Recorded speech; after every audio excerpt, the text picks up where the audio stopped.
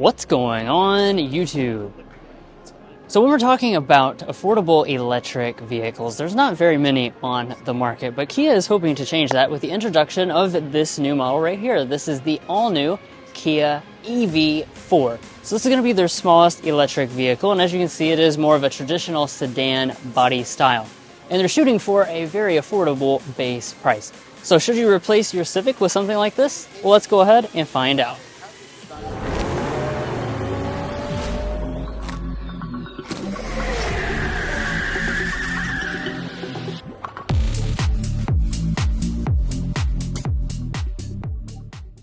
So let's start off with our front design. Now obviously, not just with the front, but really the entire vehicle, it has a very unique look to it overall. Certainly a lot of angles and things going on.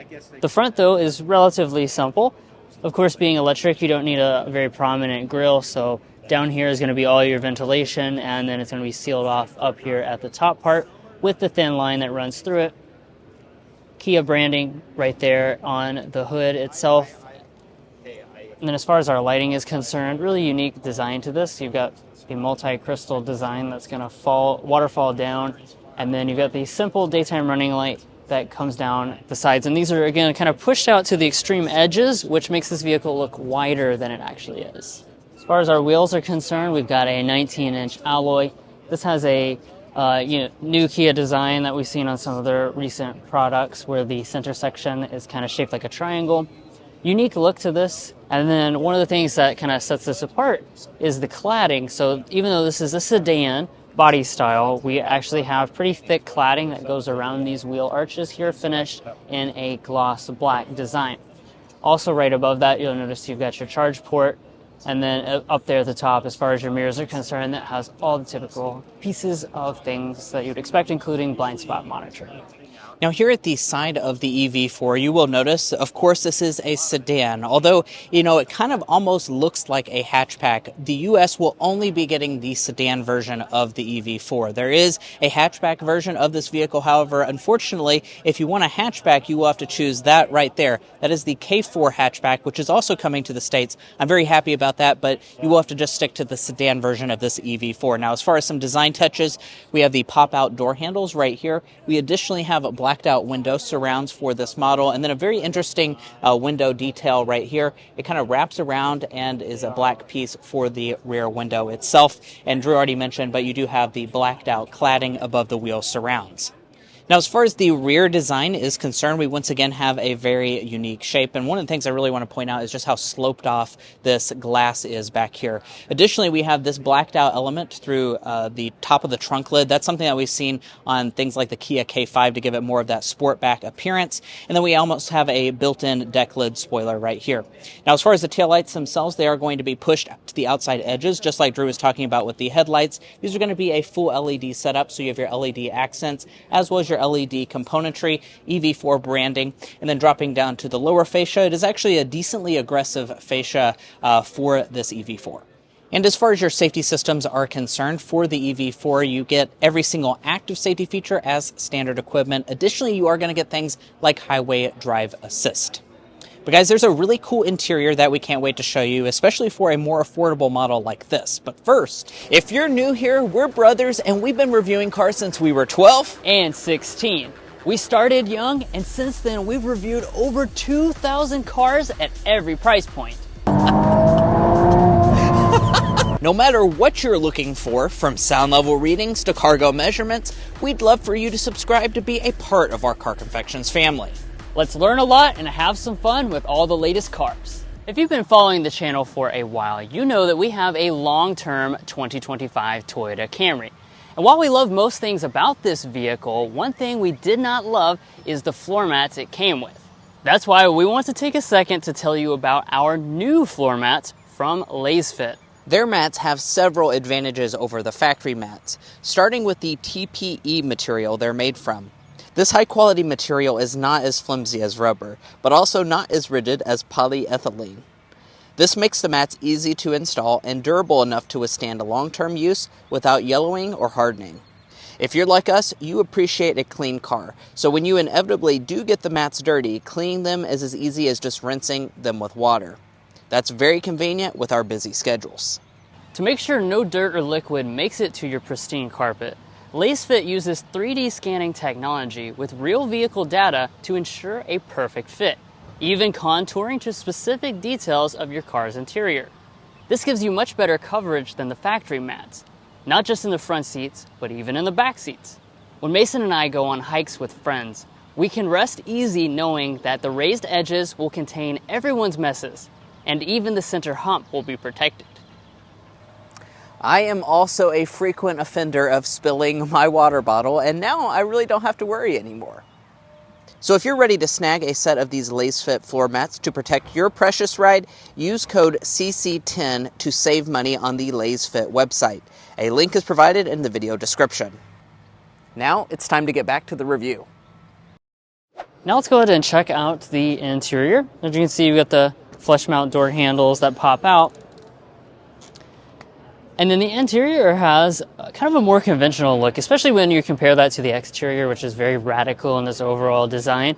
The interior does remind me a lot of the Kia K4, which is certainly a good thing since that is a very well executed cabin for an affordable sedan. Now, beginning with our seats though, we have some very unique touches, as you can see. We've got a lot of stitching and perforation designs going on. Really stands out, and the bolsters here are very thick, so they'll hold you in place nicely. GT line branding up there on the top. Lots of adjustments with our seats here, including this, which raises up the cushion to give you a little bit more thigh support. Memory seats are located right there. We also have heated and ventilated seats and a heated steering wheel. But let's go ahead and climb inside. And now that we're fully inside the cabin, let's look at the rest of the materials. So obviously, they're going to be using a lot of sustainable, recycled materials on board. No real leather or anything like that inside the interior, but we've got the leatherette through here, leatherette at there, and we have a soft touch plastic with a texture. You notice a little ambient lighting that's accented on the door trim. It's going to be padded plastic on the top dash, more of this textured plastic in a lighter color through the center section. And then our lower panels, these are going to be hard touch, as you'd expect with the floating console.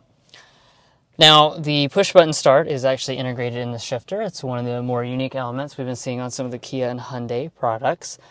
Obviously, we're in the studio setting. This is a prototype, so we're not going to be able to fire up the vehicle specifically, but we'll go through some of the other details that we can see. So, like I was saying, in terms of being reminded of the Kia, what's that car called? K4. K4. Like I was saying, in terms of being reminded about the Kia K4, this model does also come with the dual display setup here. This is 12.3 inches, that's 12.3 inches, and then you've even got a small 5-inch screen for your climate right there in the center. The steering wheel also has a very similar design. It's flat bottom and top, two-tone, which is really nice for a vehicle in this type of price point to give you the two-tone finish. It's very upscale looking, manual tilt and telescoping, and as I pointed out earlier, it is a heated steering wheel. Now, in terms of our center console storage, if we open this up, we've got a decent little amount there, a little bit right in front of that with this divider. But, of course, as you can see, this is pretty unconventional because the rest of the console actually drops down here and kind of rides across. So this is going to be exposed, but it is a lot of space. You have the cup holders, which can fold in, and then you've got a wireless phone charging pad in the very front there. In terms of the shifter, like I was mentioning, it is the rotary style shifter up there in the column, frees up all of this space. And then I was already talking a little bit about the climate as well. You've got some settings inside of the screen there as far as your detailed ones, but Kia does give you the nice redundant temperature controls, which is something that I really appreciate. They also give you a volume knob for the audio system. Now, taking a look at that, this is a Harman Kardon sound system, and we have nice looking speaker grills. They look like metal. They're not actually metal. They're plastic, but they're really good imitation of that. It gives it a high quality contrast finish with the door trim there.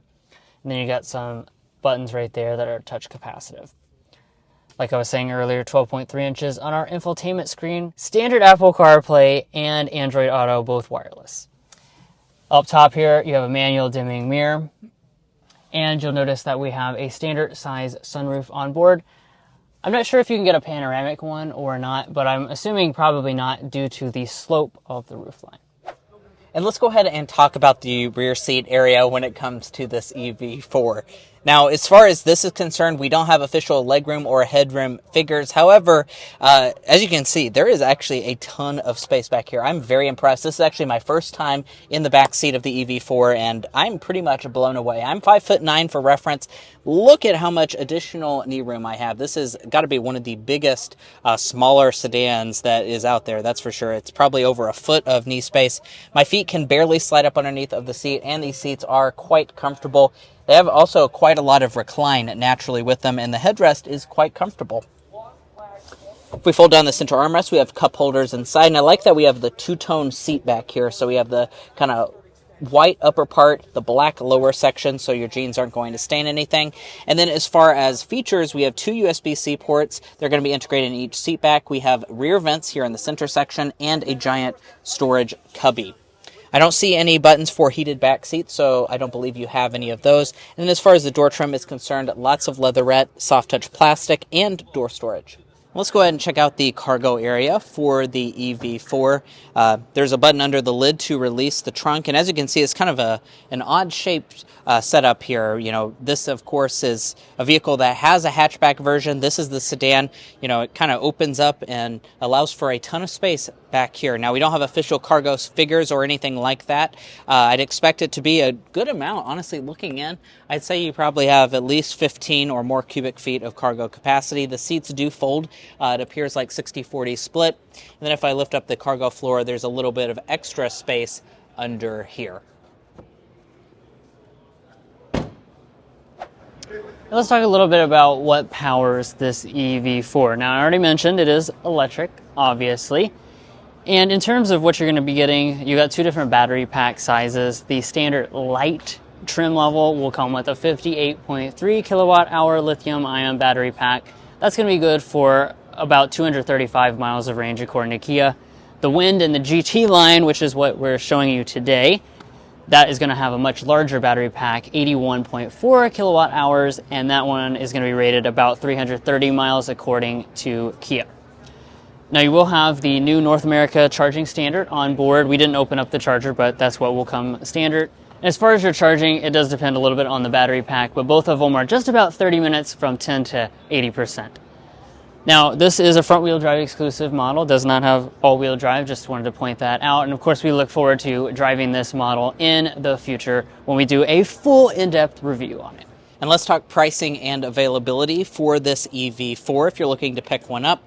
As we've been saying throughout this video, this is slotted to be a pretty affordable option in this electric space. So many outlets are quoting about a $35,000 starting price. Kia has not officially set a number yet, but $35,000 seems to be an appropriate starting price for this model. And as far as other things worth noting, it is manufactured in South Korea. So as far as tax credit eligibility, that would look unlikely. And as far as availability, Kia is saying early 2026. So this is a vehicle that you're going to have to wait quite a bit longer if you're wanting to purchase one, about 8 or 9 more months, depending on when you watch this video, for this EV4 model. Now, if you're looking to buy a Kia EV4 or any new vehicle, we'd encourage you to go to carconfections.com/newcarquotes. Now, the reason you do that is because we have a tool on our website that will connect you with local car dealers in your area to get you the best price. It's also going to give you access to invoice pricing information, which is a great tool for dealership negotiation. If you'd like to take advantage of that, a link is provided in our video description, and we also have a pinned comment at the top of this video. But guys, that's going to wrap up this in-depth first look review of the all-new Kia EV4. If you enjoyed watching this video or found it helpful in your purchasing decisions, which we hope you did, we'd really appreciate it if you hit that subscribe button down below. By subscribing, you're going to get the latest car reviews such as this, and you're also going to be a part of our Car Confections family. If you're already a part of our family, thank you so much for your continued support. We'll catch you next time as we sample more of the latest automotive delicacies. Again, we'd like to thank LaceFit for protecting our Camry and sponsoring today's video. If you want to protect your precious ride, use code CC10 to save money on the LaceFit website. A link is provided in the video description.